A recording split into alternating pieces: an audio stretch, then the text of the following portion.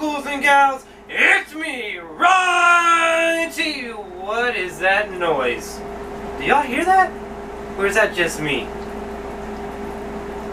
Huh.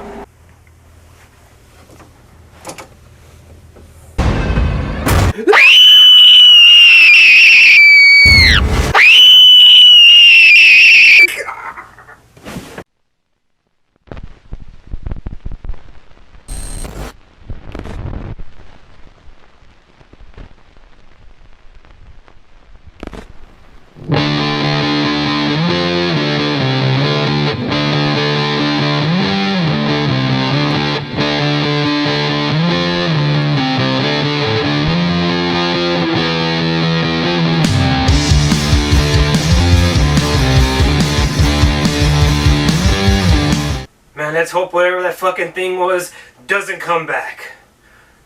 Anyway, hey, what's up, ghouls and gals? It's me, Ron here, and tonight I'm going to be reviewing Scary Stories to Tell in the Dark.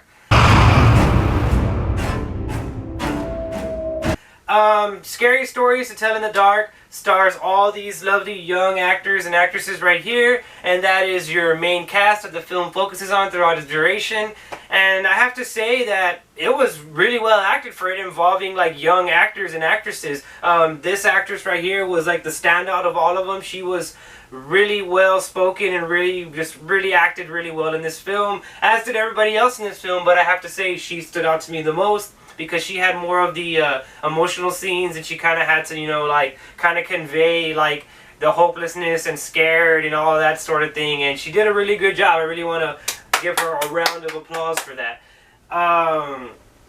As y'all may know, Guillermo del Toro wrote this film, and it was directed by this man right here. And it's based on the popular, I guess you could call them children's books, you know, Scary Stories to Tell in the Dark, that you may have grown up with. I grew up with them. I've read probably like all of the stories in the, you know, in the one book that has that creepy clown looking thing on it, this book right here. And I have to say, I never would have thought in a million years that they would make a film adaptation of this, because I didn't think like you could make a film adaptation of this. I was like, how would they do that? You know, how would they go about doing that? And I have to say, they did a good job of doing that. I mean, they kind of took a standard horror movie plot and then like elaborated on it, and they kind of made this character right here sort of like the boogeyman, you know, that's lurking in the shadows, and she's writing these stories from beyond the grave. And I thought that was really cool. I thought that was a really nice touch, and it was prime Del Toro. You know that Guillermo del Toro wrote this film because it has so much of his influence on it, by the way the creatures in this film look, and by the way they kind of just like act and stuff like that. And it's prime Del Toro, and I really liked it a lot. Another thing that I liked about this film was that it wasn't set in the modern day times. It's set in 1968, I believe, and I feel like that is a perfect time period for this film, and it really thrives. It kind of gives it that old school like horror vibe, and I'm pretty sure that's what they were going for. And if that is what they were going for, they really succeeded in doing so. I have to say, this film is going to bring in a lot of younger horror fans, of like, you know, maybe like your kid sister, your kid brother, your kid cousin, or whatever. I mean, this film is aimed towards them and aimed towards the adults that grew up with the books. And I have to say, it did a fairly well job. I mean, I was kind of a little bit worried because I was watching the trailers for this film before I reviewed it, and I was like, oh, it kind of looks a little bit silly, and I was fucking wrong. This film wasn't silly at all. It was actually kind of a really well thought out, really well directed, well acted, well written horror film, and it didn't fall into like some of the same tropes that most horror films do.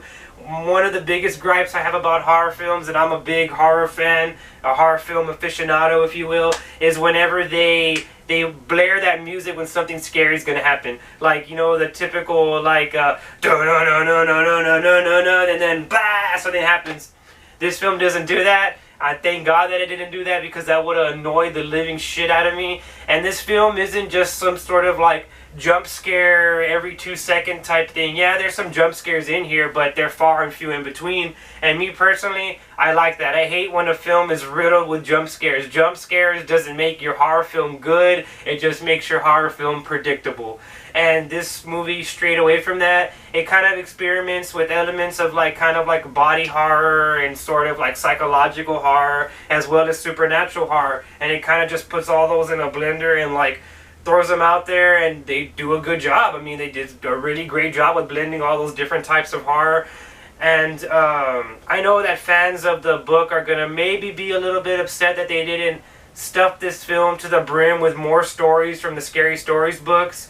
But I mean, they have to have, you know, somewhere to go with the film. They can't have every single story in an hour and 45-minute long movie. And I'm kind of glad that they didn't, because the film would have felt overly stuffed. You can't have too much going on in one film. You can save it for the second film, as this film is so clearly going to have, judging by the ending of it. I don't feel like that's a spoiler, but if it is, I'm sorry. But yeah, there's probably going to be a Scary Stories 2. One thing I liked about this film was that it took a lot of risks. I thought that since this film was PG-13 that they weren't going to show like characters dying, or maybe there wasn't going to be a body count. And this film does have a body count, and for that I have to give Del Toro a round of applause, and the director a round of applause for taking that risk, because a lot of PG-13 films, especially ones that include like kids or like teenage actors, there isn't really a body count. Yeah, they get hurt, they kind of get scared, and it kind of just makes the whole film feel kind of like weightless, and like there's no impact, and you know, like, oh, they're gonna be okay, you know, it's a PG-13 film. Not this film, not Scary Stories. Scary Stories tells that formula to go fuck itself, and it does its own thing. And again, I have to applaud this film for doing that. It was really, really ballsy of them to take that risk. Another thing that I liked about this film was it felt authentic. It didn't just feel like a cash in or a cash grab or just a pale imitation of what it was trying to be.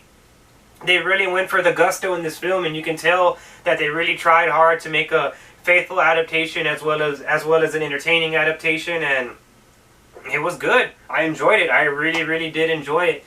I will say though, I do wish that the film, you know, going back to like overstuffing, I do wish the film stuffed in a couple of more like characters, because we're just kind of focusing on these like 4 to 5 kids, and I kind of wish that they showed, you know, the book infecting more kids in the school, because they're in school, they're high school age. I wish that it kind of showed more of them getting like tortured or like terrorized by like the book and stuff like that.